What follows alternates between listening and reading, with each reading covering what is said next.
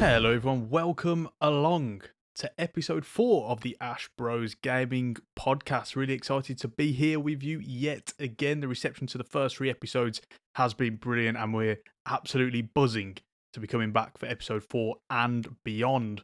My name is Ash and with me is my wonderful friend and co-host Ash. How you doing, mate? I'm good, mate. Yeah, thank you. What have you been up to? Oh, playing games, you know. Play a lot of games. We got a lot to talk about today. Yeah, I mean, this is the AshBros Gaming Podcast. Exactly. So it comes in the name. unsurprisingly, yeah, we've been playing a game or two. For those of you who are maybe tuning in for the first time, thank you for coming along. We should probably say go and check out the other episodes first if you haven't done so already, because we've got some good stuff. We've got some good episodes that we've got into so far. We've really, particularly the last episode, we really kind of went on some tangents, didn't we? Yeah. Um, Yeah. Last week about FM and FIFA. yeah, A good yeah.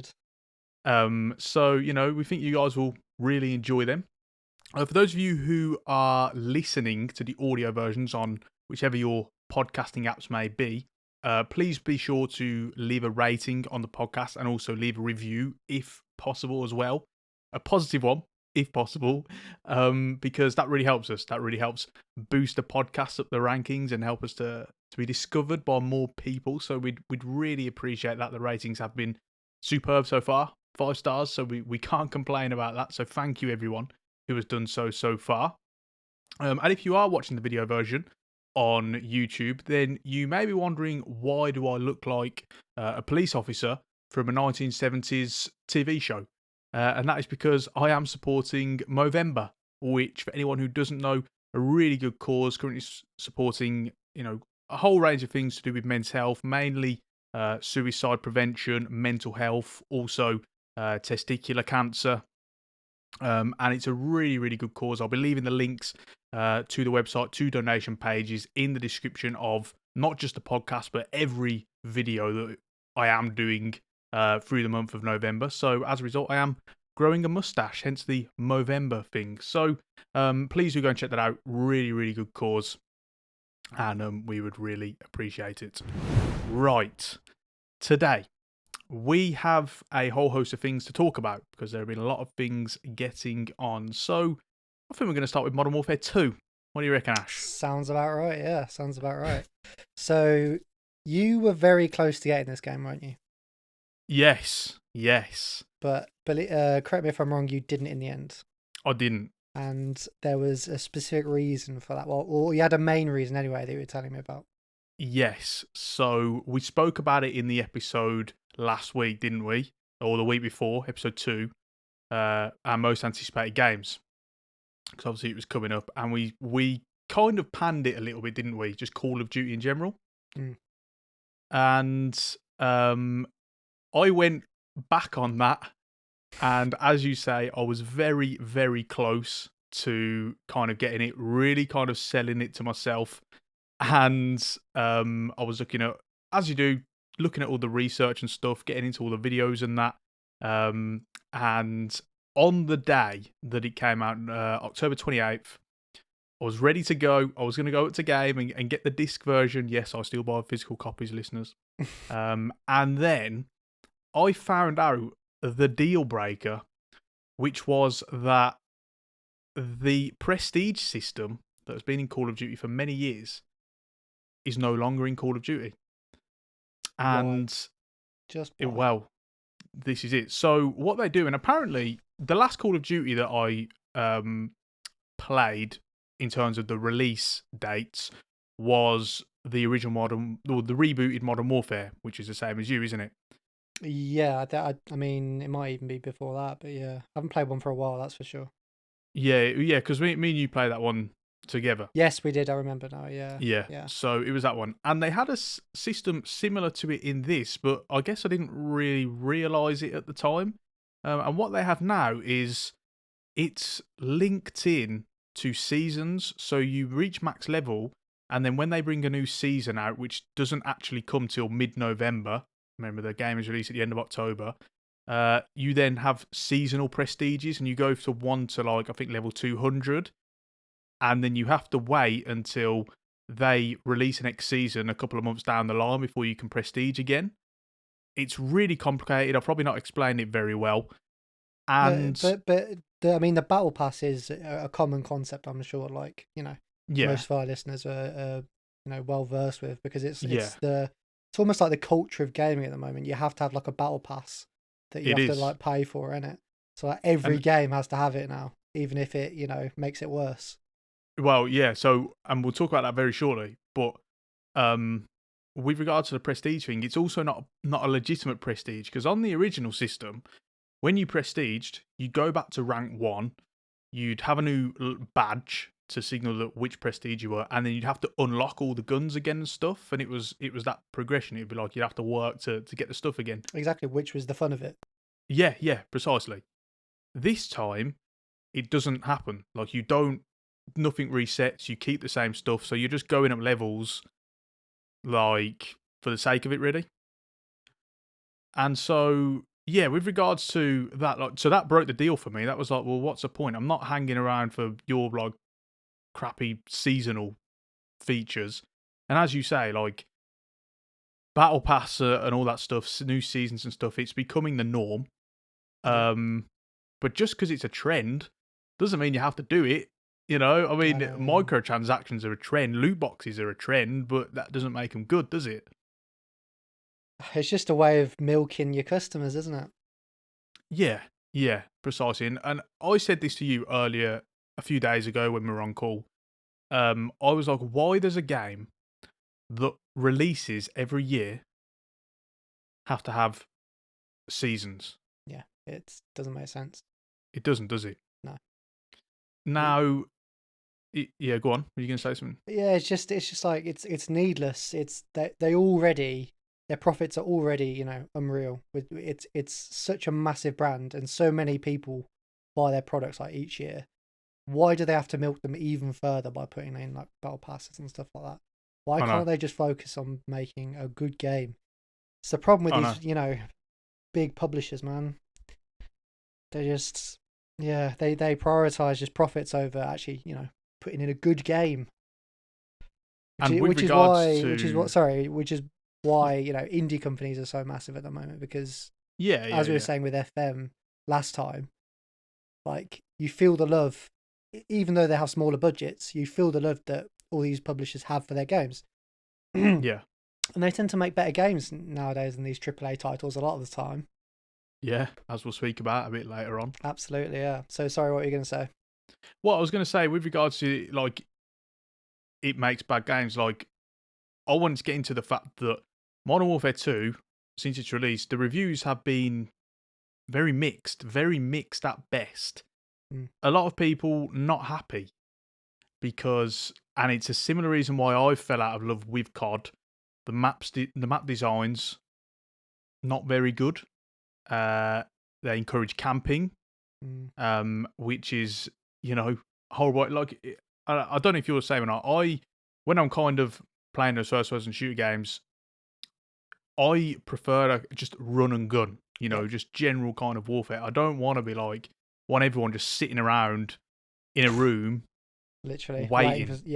That's Yeah. not my idea of fun. No, not like at that all. is really not. No. And so, like, when maps encourage that, it makes for a horrible experience. It really does. So people aren't happy with that. It reminds me back in like the proper Modern Warfare 2. You generally had like the free lane rule where like a lot of the maps you just had free lanes where everyone went down. And it just worked. It worked so well. And yeah, they've drifted away from that.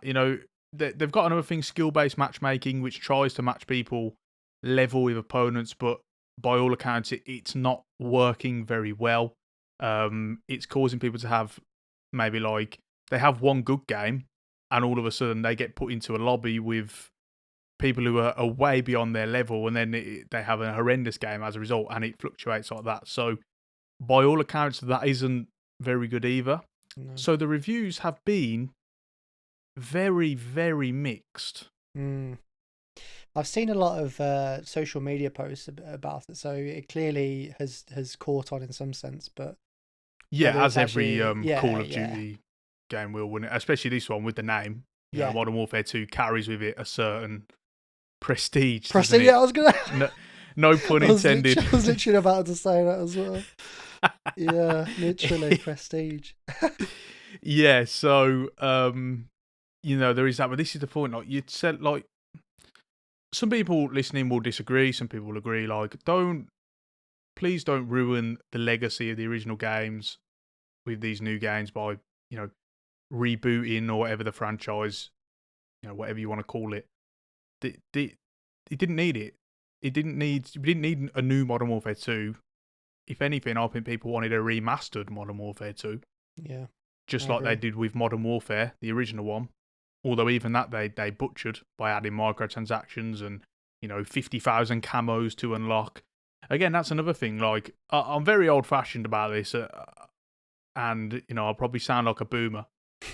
Um, but I preferred the original system of you've got about 5 weapon camouflages and you have to unlock them with headshots: blue tiger, red tiger, fall, and then gold. And that was it. And that Yeah, showed the skill. You know, yeah, because if you're exactly. running around with a gold intervention on Modern Warfare 2, people know you're a good player. Yeah, And so, like, yeah, everything, it's just, and when you add in just a ton of camouflages, they lose value. yeah, 100%. You know, and they're not even worth having at that point. 100%. So, yeah, in the end, as to your original question, Ash, didn't decide to get it. I was very, very tempted. And then that kind of broke the deal for me, and it was Yeah. enough. You know, apparently there's a lot of bugs, um, which is causing issues for people in these early stages. As Mm. there are, I mean, every game, like, no game seems to be released in a finished state now, does it? No, yeah, that does seem to be like a common thing recently. I don't know whether it's like pressure on deadlines to get stuff done, It's got to be, or hasn't it? I mean, that's a very yeah, Activision thing to do, isn't it? Let's yeah, face it. certainly is. Yeah. So you know the product's not finished, but let's put it out anyway. Who cares? Well, yeah, yeah, precisely. So, yeah, we'll keep an eye on Modern Warfare 2. Um, you know, as the months go on, will it improve? I believe that, contrary to what we spoke about in episode 2, we said, well, why is this a yearly release? It looks like they are now straying away from that. They're going to be putting 2 years in between each release. Okay. I'm guessing that's something to do with the Microsoft takeover. Obviously, Mm. looks like they're going to be taking over Activision Blizzard. That seems to have coincided with that. So whether that's related, we'll find out. But that's what it needs. There's no reason for this game to be a yearly release. Yeah. I mean, hopefully we see improvements with Microsoft takeover. I know for World of Warcraft, I'm very sort of optimistic about the changes that has been put in place, and changes Yeah, of management, obviously. 100%. So same for all the games under that umbrella. Optimistic, but yeah, we'll see. We'll see. Yeah, yeah. So that's what we got for Modern Warfare 2. Now Yep. we want to talk about another game that we spoke about last Mhm. week, which is FM23, Football Yep. Manager Yep. 2023. Now, we were very positive about it last week. Yep. However, there's been a lot of backlash. A lot of backlash. More so, much more so than usual to this release. So much so that the kind of the big four, as I like to call them in terms of FM YouTubers, which would be Zealand, Dr. Benji, Workspace, Lalujo. I actually watched a video of them earlier, kind of like a one-off podcast episode of those guys. They actually did a long talk about kind of the problems with it, and the truth behind it, sort of thing. So a lot of people are unhappy. You sent me something last week of a Mhm. guy who was complaining about it, and it turns out he's not in the minority this year. Which I find amazing, to be honest. I mean, you'll have to. I'll be interested to hear what the FM YouTubers were saying. But the post I sent you, I think was just silly, really, because he was like criticizing the features that they put in, but that's what they advertised. They weren't overselling the product. They said Yeah, these are what they're going to put in, and then you're complaining about that. Like, what did you expect? yeah. And I mean, like, look, we said in the previous video, like, yeah, there's still plenty of stuff that they could add in. There's stuff that I want to see added in, like, international management needs an overhaul. Um, it's something that's one of the big things for me because I like to manage internationally. I like to, when I do my kind of road to glory journeyman career, whatever it is, my end goal is always England manager. Like, that's always the kind of path, the route I see my path going. Mm. And so that needs changes. Set pieces need an overhaul. I want to be able to be like a youth team manager. Manage the under-18s, under-21s. That's a true kind of road to glory experience, rather than just taking over the senior team all the time. There's plenty of stuff that they could do. But the fact that it weren't in this year didn't. It's not like it really kind of got to me. Do you know what I mean? Yeah. Well, I think I sort of accept their limitations as like a company, and I think they're very careful about not overselling things and not being overly ambitious. And I think that's partially why it's such a successful game, because they sort of set out features for each game and they do them and they polish them, and they don't release a game unfinished like some people. Yeah. So yeah, there's obviously a lot of improvements, but like they probably don't have the resources to just fix everything and make the perfect game. So you've inadvertently given me a good segue there, because I think we know that the women's game is coming to FM. Yeah. The whole database. I think a lot of their resources are going towards that, and that is why we have seen a kind of reduced new feature list this year, because it is clear they are pumping a lot into this, because obviously they've got to hire teams of like researchers, they've got all the kind of physics stuff with the body scans and that, because it's completely different. It's going to be completely different to the men's gaming game. You've got a whole lot of stuff like it's completely different, like pregnancy stuff like that is going to be in that we have no idea about. And just like logistically, it's double the amount of data essentially. That's like all these players are having to come in. You're having to do all their stats. It's a crazy amount of work to put in place. Yeah, and so I think they have put a lot aside for that, and that's why we're seeing this now. A response to that, well, is and will be from a lot of people like, well, we don't want the women's game, so why is there so much being put into that? But ultimately, like, that's a big thing. Yeah. If they want to get like their whole thing is this game is as thorough as possible, and part of that is having both sexes, really, isn't it? Let's face it. Yeah. There is a potential audience there of women who might be drawn in to play it as a result. So naturally, they are going to scale stuff back. I mean, it's in tangent with the kind of major growth of the women's game, I'd say, over the last sort of 5 years, maybe. Yes. The market has definitely grown pretty massively, I'd say. And it was speaking of the FM YouTubers who do the thing, they said, and it was a really great point. The women's international game is actually what's boosted the profile so much of the women's game.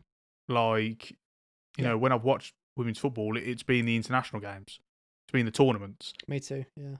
So if based on that they don't change the international football kind of gameplay for that when the women's game comes in, then they're probably never going to do it. Yeah. Do you know what I mean? That's a good point. That is a good point. Yeah.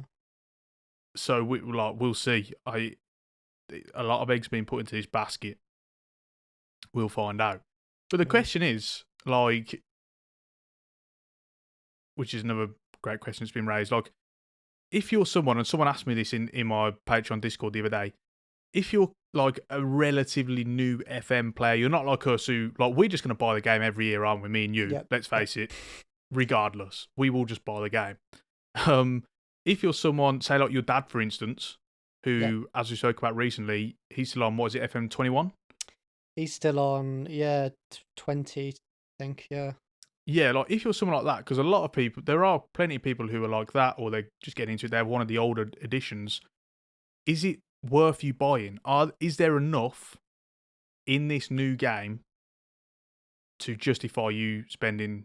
I mean, like, it's only, when I say only 30 quid, only £30, like compared to obviously new, like Call of Duty's like 70 quid. Yeah. Do you know what I mean? Yeah. So is it worth, do you think, someone buying it?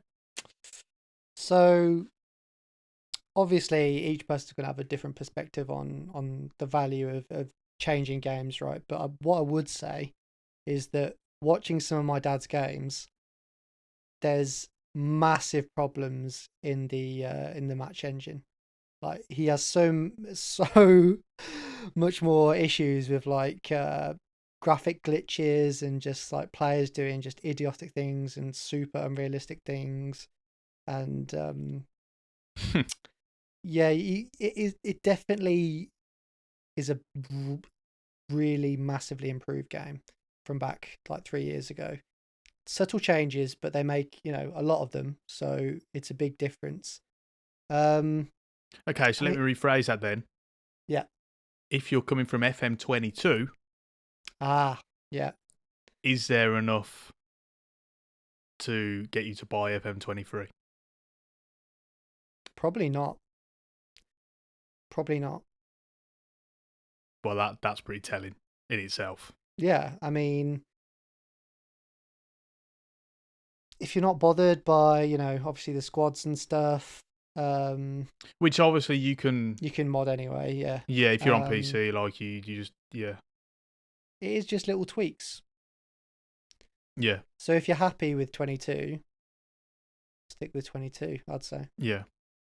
But it does have a time where the difference in, a couple years go on. Difference between 100%. your FM and the current one the gap is just gonna grow and grow and grow.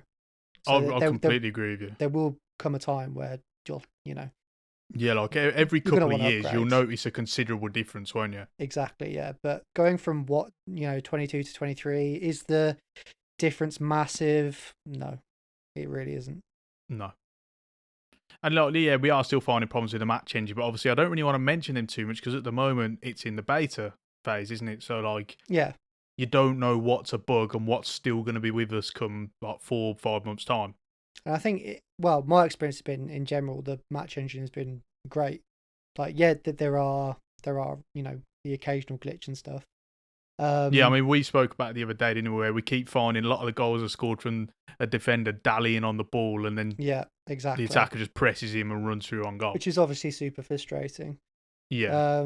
But in general, just the animations and some of the control the players do is so much more realistic than it was last year. But that's another thing, like with that, the animation, like graphics and stuff like that. Again, a lot of people are, that's a big talking point. But to me, I'm one of the people, the difficult people, who to me it doesn't matter because I play 2D. I will always play 2D. Yep. And I'll have my replays in 3D. And the reason why, one of the main reasons I play in 2D is because 3D just doesn't look very good, I don't think. But apparently the majority of people do play in 3D. I switch between the two. Yeah. Definitely does get jading sometimes, the graphics and stuff. But even on 2D, you can see the players controlling the ball a bit more realistically, from personal experience anyway. Yeah. Some of the little touches and stuff, it's subtle, but there is just a more sense of realism and I guess immersion as a result. Yeah. And yeah, it's so the graphics. Yeah, you make a good point. Like, they're still really not great. But it's more in the sort of realism of how the players behave, which you can see from 2D. Yeah, Yeah. definitely.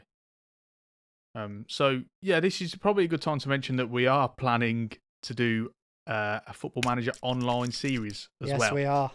Yes, that we've spoken about now.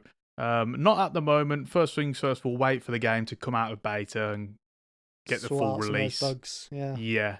And then just wait for, well, I don't know about you, but for my, obviously, YouTube schedule is a bit hefty at the moment. I've got like 5 series going on at once. So I'll round all of those off first before we then get going with this series. But it will come at some point. So you guys, any of you who do listen to, who do what Play FM, do give it a look. Do give it a try. How's your Roma FM career doing? Yeah, not bad. Doing a series on that at the moment, aren't you? Yes. Got a series going on the channel for Roma. It's been really enjoyable, super enjoyable, absolutely loving it. Only problem is got to January and all of a sudden every player wants out, wants to go to a new club because everyone wants my players. And usually I like to just hold them against their will. Yeah, put a gun to their head. Yeah, basically. But I don't know, I was just a little bit uneasy about doing it, particularly on kind of video as well. So like loads of people can see it and stuff. So I've kind of been selling more players, and like Zaniolo's left and stuff. It's Smalling, Mancini and Ibanez one out. Yeah, it's crazy. So in January I've hit a bit of a snag, but yeah, enjoying it. How are you finding it? Very, very good. Yeah. So as you know, we were speaking last week about my habits, and I think I'll tell you what it was. It was Ronaldo walking off, which like spurred me on to think, if I wanted, because I was thinking of an FM career to start, but I didn't know who to start as, and I was like, oh, if Ronaldo could get some game time, man.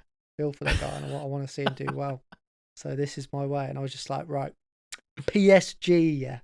Messi and Ronaldo in the same team, because it's part of my like journeyman career that I'm gonna do.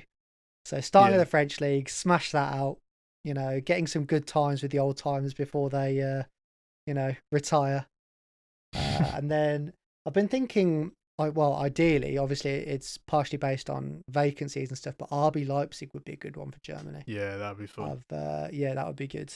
And then I'm just gonna work through the leagues. And so no, I've been having a really good time, to be fair. Yeah, it's really fun. And I imagine it's been really tough to win the French league, hasn't it, with PSG? It's been tough, mate. It's been real tough. Difficult, Came down to the last day, The last day of January. Yeah. All wrapped up by Feb. Pretty much. I'm already feeling it. The Champions League games are really fun, but it's already the league games are like, bit going through the motions already.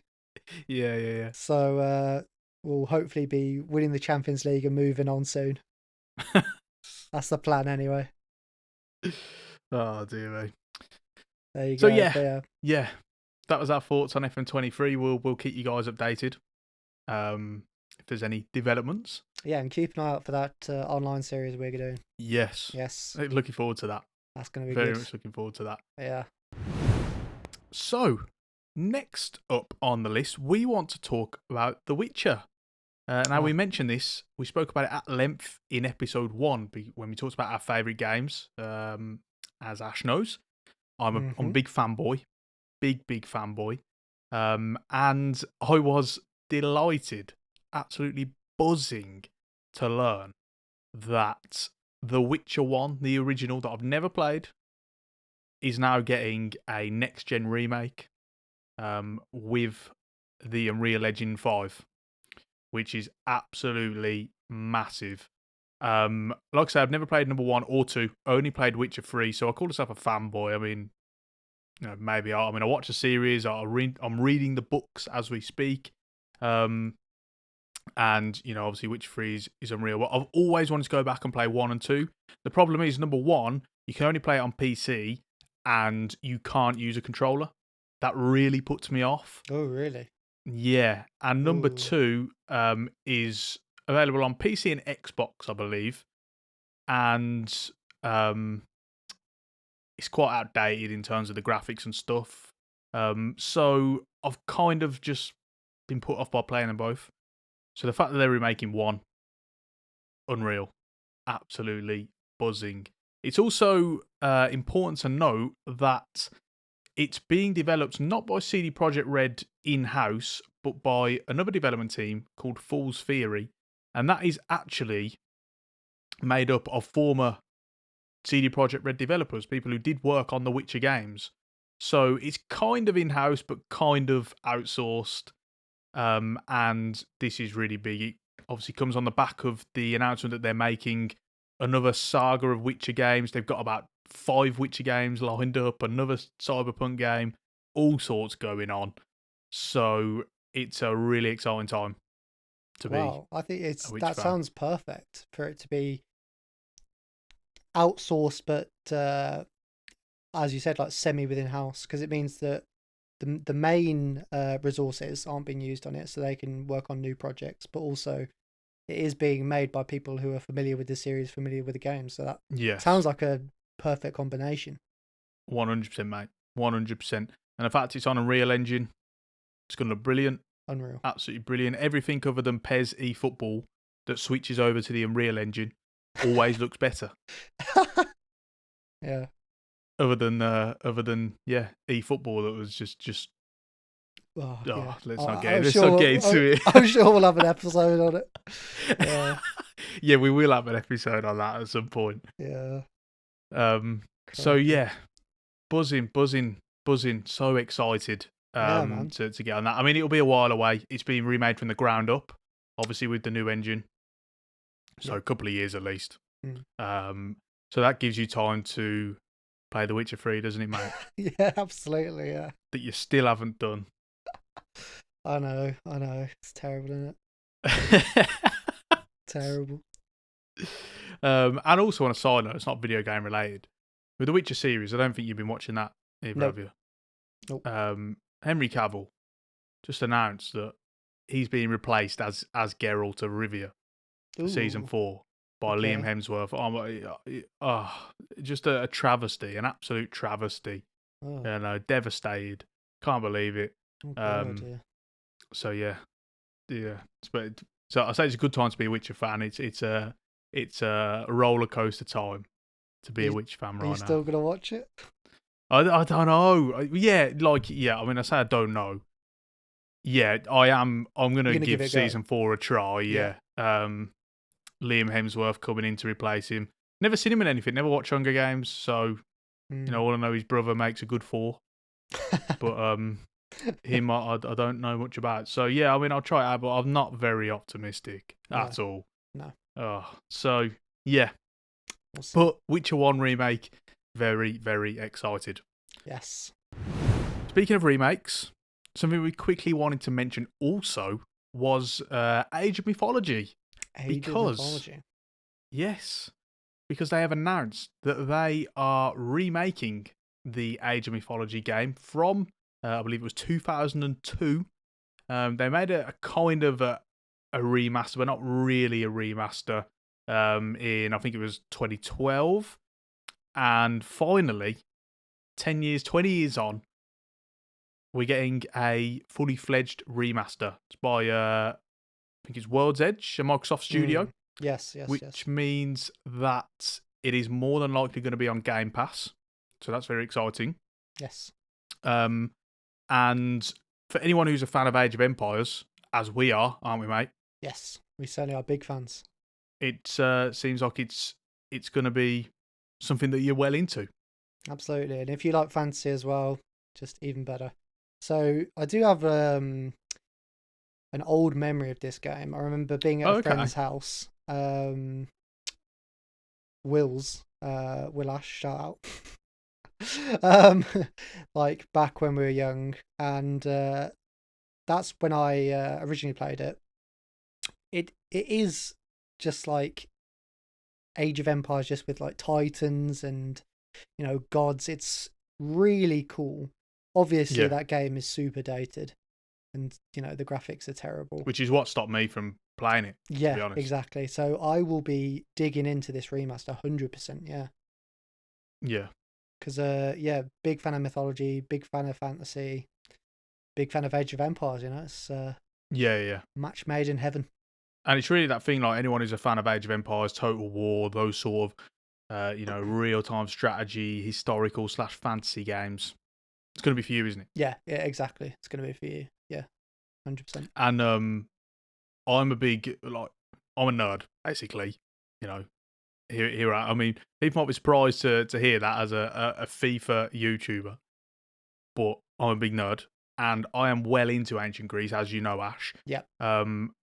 So much so that all of my characters on World of Warcraft are named after something relevant to ancient Greece.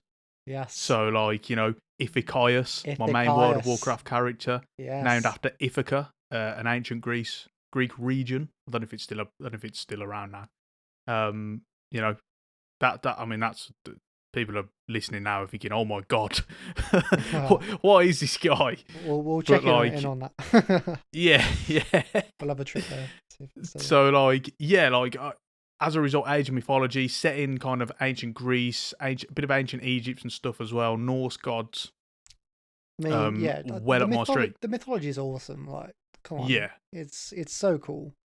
exactly. So, really kind of excited for this with the new graphics and stuff. Hopefully, it should be good. Yeah. I'm just wondering, did you play the new Age of Empires 4 that came out? Do you know what? I didn't. It was. last year? I'm waiting for it to be on sale because I think it was like 50 quid, which was just a bit steep. You don't have Game Pass, do you? No, at the moment. Oh, it's a shame. Yeah. Yeah. I played on Game Pass. That's a good thing now. Yeah, I was enjoying it. I didn't play enough of it. That's a problem. But I was enjoying it. It just made it. It was obviously graphically much better. Lots of kind of quality of life improvements. Obviously, you don't have that same feel that Age of Empires 2 gave us. Yeah, the nostalgia. Nostalgically. Yeah, man. Yeah. But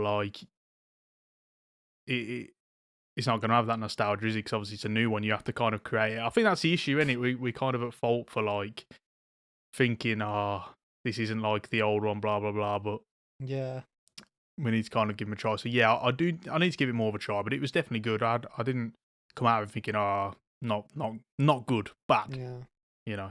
Yeah. So yeah, that will round it off for kind of the recent news topics that we're covering now.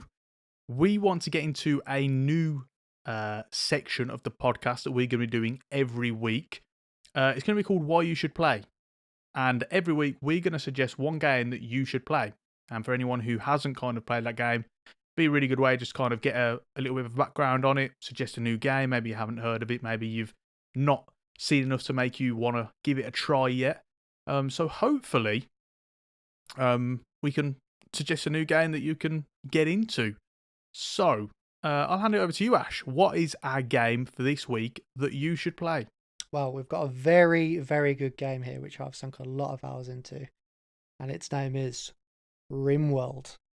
So before you go on to your thing, yes, this is actually a good one for me, relevant, because obviously as I spoke to you, I was really close to getting it, and I just haven't had a look through it, all of it, like how it works and everything, and I haven't got it yet. So talk to me about it. Sales sell pitch. It to me. Yeah. Yeah. So if I had to describe this game as simplistic as possible, I would say it's like Sims on steroids. It is just it's so good. So the storyline is and you can quite literally take steroids. You can literally take steroids as well. That is part of the game, yes. So you start a new game. You're given a choice of 10 characters that all have personality traits. They all are good at different things and bad at different things. Obviously, you have skills like social, which is used for trading with people. You have cooking, which is obviously important. Shooting, hand-to-hand combat. You have a bunch of these different skills. So you've got to select. The general consensus is that you make a chef, and then you pick a hunter or whatever. So you have a nice mix of skills for your survival.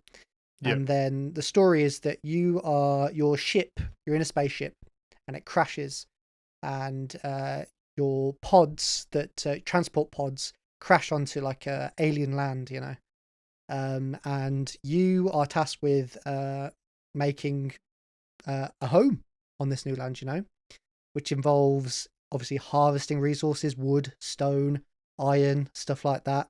Then you can build your house. So very similar in The Sims in terms of like building, because obviously you can design, the dining room and the rooms, and you've got like statues you can put in place.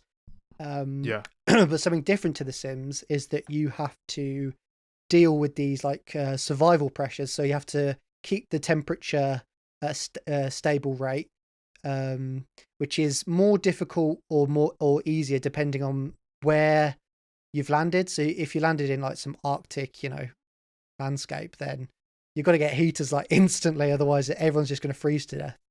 Yeah. And equally, all your like food you've got to freeze, otherwise, obviously it's going to go off, and then you won't have a stockpile for winter when you can't like grow crops. So that's like this the simple concept of it, but then it's got so much depth as well.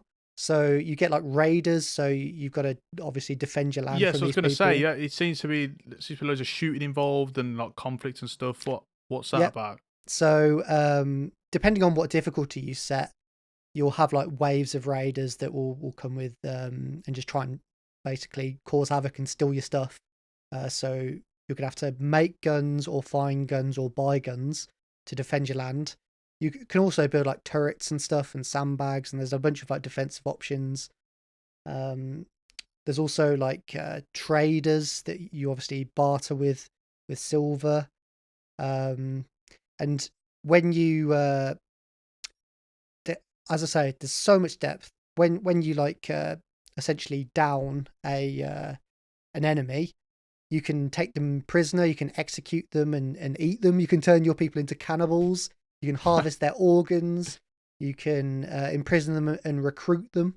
You've got You so really much can do freedom. everything. Yeah, it's like it's kind of sandboxy in that way. You've got so much choice as to Yeah. like what you can do. It's such a great game. So Yeah, yeah. what the thing that put me off, I think, and it's a really what's the word, petty reason, really, is not the graphics themselves. I'm all good with that, like not really 8-bit. It's kind of 8-bit, isn't it? Cartoony Like style, yeah. yeah, like I mean, I play Stardew Valley and stuff, which is obviously like that real retro 8-bit sort of stuff. Not a problem with that. It was the menus and stuff. They don't look very nice. Like all the font and stuff. It looks a bit kind Okay. of like someone's just gone onto a Word application and done Yeah. text boxes. Do you know what I mean? I would agree that the menus and The UI. yeah, navigating around like the different options is a bit of a ball ache. Yeah, and I think honestly, again, it might be petty. That's kind of the one thing that really put me off. Yeah, and I think I found the same. I think like I sort of opened up the game, had no idea what I was doing. Like there's about just menus across the bottom, and it's not the easiest game to get into. But if you get past that, and A bit like Football Manager. yeah, Then. exactly. I was going to Yeah. compare it to Football Manager. If you get past that and sort of get your head around, what the different options do and stuff, it's Yeah. really rewarding. Yeah. So I would definitely recommend it to anyone who's like into that sort of into either like life simulators or like base building or survival games. It's really a jack of all trades. Such a good game. And you've got And 120 hours plus, haven't you? So absolutely, there you go. I've loved it. Yeah, absolutely, I've loved it. And And you they're were going to just say? coming out with some new DLC as well, which allows you Yep. to have families, babies. They've also got some wacky stuff as well. You can make robots to do all your stuff for you, which is super useful. Just having like people to carry objects. Like you wouldn't imagine how much time your people take doing carrying things from one place to another, when they could be cooking or making food or hunting for food. Yeah. So so they got some more wacky stuff as well. I think you can do like some DNA experimentation as well with your children, from what I've read briefly. So more like sciencey stuff. It looks really fun. It's a really fun game. And it's available PC, Xbox, PlayStation 4. Yes. Now it's the older generation of consoles, Xbox One, PS4, but I think you can play them on PlayStation 5. Obviously, they just don't have those kind of next gen upgrades. Not that they need them with the kind of art style and graphic system that it uses, so it doesn't really matter, does it? Yeah, exactly. Yeah. And it's currently £27 on Steam. I'm sure you can find codes that are cheaper somewhere. But definitely value for money. Yeah, not full price. No. I mean, judging by that, you've spent about, what, 10p for every hour of fun that you've played or something? Yeah. So, I mean, that maths is probably way off, but, you get the point. Yeah, exactly. The value I've got out of the game is incredible. So, yeah, RimWorld. Give it a try. Give it a go. I should take my own advice. In fact, I'm adding it to my wishlist on Steam right now. There we go. Fantastic. Right. Next up, we're going to go into the regular section that we've had on this podcast so far, and that is what we are playing. Each week, me and Ash will put forward one game that we've been playing in the recent week and talk about it a little bit. So, who's going to start? Do you want to start? Shall I throw it over to you first? I've been talking a lot. You can start off this. All right then, mate. All right then. No problem. So, I'm going to revert back to the start of the podcast because we mentioned Modern Warfare 2 rebooted. And the reason why I've been playing this next game is because of that. Because once I had it into my head that I wanted to play Modern Warfare 2 and I decided not to get it in the end, I needed something to satiate that first-person shooter urge. I was just desperate for a first-person shooter. Desperate for a fix, yeah. Yes, exactly. I needed that fix. And I didn't want to go out to any of the older Call of Duty games because I think a lot of them are kind of dead now, like in terms of the player base. Particularly when a new COD has just been released, like that's when they're going to have their biggest low, isn't it? And a lot of the existing players have like hacked it because it's old software, and stuff. Yeah, they'll be very good. All that, yeah. One or the other, yeah. I mean, if you're a new player, you're probably not coming on to like World War II or whatever, are you? Because like, most likely not. The new ones just come out. Yeah. So as a result, I decided to download Battlefield 5. Battlefield 5 V. Yes. And it was free for me because it was free with Game Pass, which was great. And got into it. Now I come into it as a Call of Duty player. I've played Call of Duty my entire life. I've played one or two Battlefields. Played Battlefield 1 for a very small amount of time, just a couple of hours, not much. Played Battlefield 2. By the way, the numbers are listings all wrong. Like they went to Battlefield 1, then went to 5, and it was all sorts. But yeah, the original Battlefield 2 a long time ago. And so I came into this as a Call of Duty player with Battlefield 5, and I've been loving it. Absolutely loving it. Whenever I can find some time to kind of get into it, it's been brilliant. It's set in World War II, which is great. That's probably my favourite kind of time period in these kind of first-person shooter games. Really kind of interested in that. And so I know kind of all the guns, a lot of the settings and stuff. Visually, it is stunning. It is absolutely brilliant. Even though, bear in mind, this was released in 2018, obviously when the next-gen consoles didn't come out, it more than holds up on the next-gen consoles. I can say that now. It looks absolutely fantastic. It's very different to Call of Duty. Like coming into it as obviously a COD player, and for anyone who maybe listens to this who hasn't really played Battlefield and maybe plays COD, it's very different because one, you have big maps. Like the maps are big. It is generally 64 player game modes. So some things like ground war and stuff for COD players. And so you do need to get used to that. I'm not a massive fan of massive maps, for want of a better word. but you do get used to it. They do a good job of providing vehicles and stuff, transport to get across the map quickly, particularly when you're in kind of um what's the word, objective based games. You should really be sticking around the objectives, not running around all the edges of the map. So you will need to get used to that, which you will, because I have, and I'm not a fan of big maps really until this one.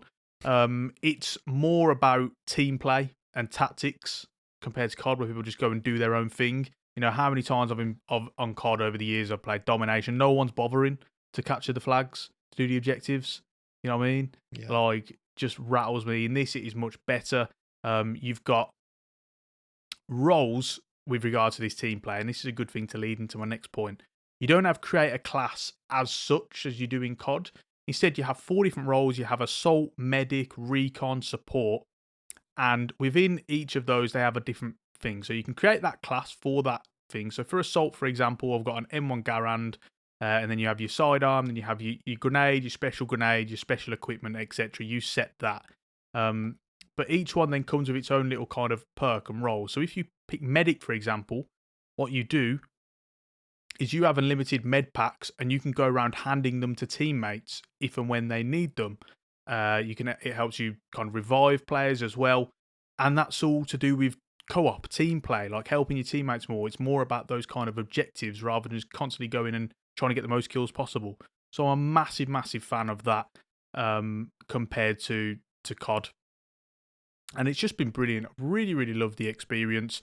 Campaign really powerful. It was so like kind of striking, like emotionally striking. It really was. Like, I played the intro to the campaign, and it's kind of flicking through different scenes, and each time your character basically dies at the end of it, just after like a 1-minute sequence, and it's just trying to get the image across that there's just so much death in like the Second World War and stuff, and it was really powerful. And it's something that Call of Duty campaigns have never really done to that kind of really powerful extent. So yeah, I'm absolutely loving that. I don't know if have you played Battlefield at all? Years ago. Yeah, I've dabbled here and there. Yeah, I mean, what was the most striking was the size of the maps, right? Really sort of Yeah, large scale warfare, whereas Call of Duty is, you know, the polar opposite, like really close quarters, I'd say, yeah, most of the time. And I think both things have their pros and cons, right? yeah. Yeah, I think, I don't know, do you find Call of Duty more exciting because it's more action packed? I don't know. I wouldn't necessarily say it is more action packed, because the thing is with Battlefield as well is what helps with those big maps is you can kind of pick where you spawn. Oh, okay, yeah. So in each game you come into a squad with 4 players, so you can spawn on one of those squad members, providing they're not in combat, in danger, or you can spawn on one of the objectives that your team controls. Okay. So that's going to bring you into the action fairly quickly. So the only time you're going to find a real problem with the size of the maps is, say, if I'm going from one objective to another, and that objective happens to be like further away. Mm. You kind But of find yourself running across a big field and stuff like that. yeah, but as you say, that they've put things in place to make that process easier with vehicles and stuff, right? Yeah, they've done a fairly good job of that. Like, again, it depends on a lot of the vehicles are stationed at like starting zones and stuff. So you need to be in a starting zone. Like, if you're in an objective in the middle of like a town, you won't find like a jeep there waiting. It has to be on like on the outskirts and stuff. So there is that. So yeah, like there are still issues with it, but not as bad as what I thought it would be. It's definitely kind of eased that thing I have about the big massive maps and the big massive Yeah, like 64 player modes. yeah, yeah. And it also helps that I'm actually decent at it. Oh, So love it. you know, if I was dying all the time, I'd be get this game gone, Get going. uninstall. Yeah. But yeah, so definitely kind of advise anyone who is maybe a COD player, hasn't tried Battlefield out, please do, because it's still alive as well. That's the thing. Like, it's the most recent Battlefield. It's still, you know, you'll have no problems finding games or anything like that. So please do, like, you know, kind of give it a try. I actually wanted you to kind of give it a try, but I know you've kind of gone off first-person shooter games, haven't you? Yeah, really. I mean, the game I'm about to go on to is, you could argue, has first-person shooter elements. Yeah. But yeah, I've never really found a first-person shooter recently that's, enticed me in. Yeah. Literally since like Modern Warfare 2, I'd say. There hasn't been a Yeah. shooter that's really like held me, Yeah. Which is Um, mad, isn't it? yeah, it is. So, yeah. Maybe you won't try them. Oh, But you never know. Maybe. yeah, well, yeah. I mean, it is You on never PC, know. so. Yeah. So over to you. You just mentioned it, Yes. So, alluded to it. This game that has first-person shooter elements. What could this game what possibly be? could it What have possibly you be? been playing over this past week? So I went back to a game that was in my list, or it was in a franchise of games that was in my top 5 list. I Yep. went back to Fallout 4. Yep. So the reason why was because it's the 25th anniversary of Fallout at the moment, Oh, of okay. I didn't its know that. original, conception, Fallout 1, which was originally like an eagle eye point and click game. Yeah. And I kind of just wanted to give it another go, because I kind of got into a place where I completed everything, had nothing left to do, had the best gear, the best guns, and it was just a bit, I'd log in from time to time, but there was literally nothing to do. So I thought, I'll give it another go, and I quickly got jading, to be honest. I was really like optimistic. I was like, oh yes, I'm going to get back into it. I'm going to get engrossed in another save. And a couple of things, like the loading times are insane when exiting buildings, mostly because it's obviously massively open world and there's so much going on. It's just, the loading times are just like really jading, and it's Are you playing this on PC or on PC, yeah, on Xbox? PC, Okay. yeah. Because I'm just wondering if it would have changed on next gen consoles, but obviously at the same time it hasn't been upgraded for next gen consoles, has it? So maybe not. No, I don't think it has. No. So that's one thing, and then the other thing is there's so much you're like you're what's the word motivated to collect, because you've got building materials that are from junk. So literally every little like teapot, toaster, broken mirror, you're like you want to pick up because it has materials. So it kind of felt like, I went into a building, I stole everything that wasn't nailed down, and obviously it's the gameplay's fun. Like the first person shooter mechanics are fun, the guns are fun. There's a VAT system which freezes time, and you can choose where on the body to hit, which is well done. And obviously the RPG elements are great. Being able to pick your stats and chat with people, even though the dialogue isn't nearly as good as New Vegas or the previous games. Not even close. But it's still good fun. But yeah, man, like I'm already not wanting to. I'm already, the hype's gone, unfortunately. So you mean you won't be picking up the pad to I mean, play again? I mean, I'd imagine I will at some point when I've got, because I always get like the Fallout itch occasionally, just for the world and the atmosphere of apocalyptic landscape. But in terms of the gameplay, it is just so same thing over and over, going into a new place, killing a bunch of raiders, then looting it all. Like it's not story driven like New Vegas was, I think, is the key thing. The one thing I wanted to ask you about was the thing that actually put me off was the building system. Yeah. I remember it being like a little bit complicated. I couldn't get designs right and stuff like that. It's super awkward. Yeah, it's Yeah. super awkward. The idea is great. You have your own base. everyone, well, not everyone, but certain characters you meet like join you and offer to be your companion, and you can Yeah. send them to this like camp where everyone's um,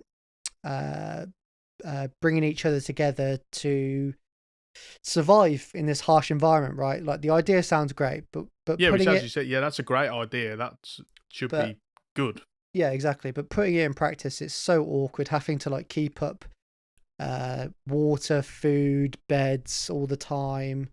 It's really like just like clanky is how I describe it, like rotating the buildings. It's not well done. The interface isn't well done. It's super awkward to like place buildings and stuff. Yeah. It's just it's unfortunate, but it's just not done well. Because the amount you can do, if it was like fun to do, like you can build neon lights, you can build shops. Like if it was fun to do, the possibilities are endless. You could have just a massive like city. Like how epic does that sound? And it's possible, Yeah. but they just make it so awkward that no one Yeah. does it because No. it's not worth the effort. So yeah, it's a bit of a frustrating one, really. But Where would you say, out of all the Fallout games you've played, where was this one rank? do you know what? It's a really, really tricky one. So which ones have you played? So I've played Fallout 3, Yeah. Fallout New Vegas, Yeah. Fallout 4. I haven't played 1 or 2. And we'll put 76. Have you played 76? I have not even touched 76. Oh, wow. Okay. No way. I was going to say, Jose. we'll put that in the conversation, but if No. you haven't played it, it doesn't matter. Let's leave it out forever. Yeah.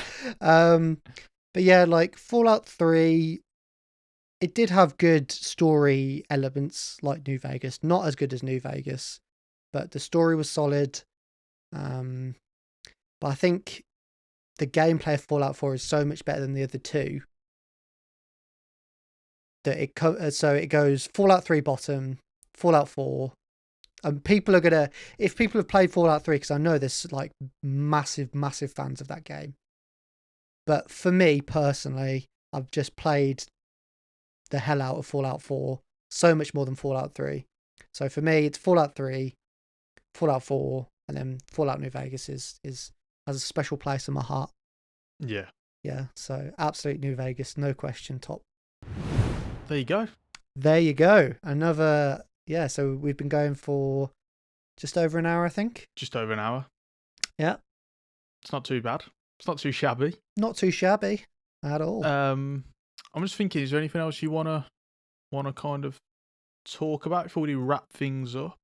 I don't think so. I mean, we've got a lot of stuff to talk about, like at some point, haven't we? You know what I mean? Like, we've got plenty of things. I mean, we spoke about the Witcher remake. I've not even touched on all the new Witcher games that have been confirmed. So like, there's all sorts going on, I guess, but yeah, we can't fit everything in. Exactly. We'll get to stuff at some point, won't we? One thing at a time. Yeah, one thing at a time. Yeah, we've got lots of exciting ideas for what we can do. Oh yes. So, yeah. Yeah, some of the topics we're really buzzing for, aren't we? Yeah, and we don't want to. You don't want to cram it in all into one episode, you know. No. Because you don't want to rush anything, do you? No, absolutely not, mate. So yeah, it's been another really fun one. Really enjoyed it. I've loved it. Yeah. As always, if you guys do have any kind of suggestions for episodes, you got any questions, you got any kind of feedback or anything, please do let us know. If you've got any kind of responses to anything we've spoken about, Modern Warfare, FM, like RimWorld, Battlefield, Fallout, etc., please let us know.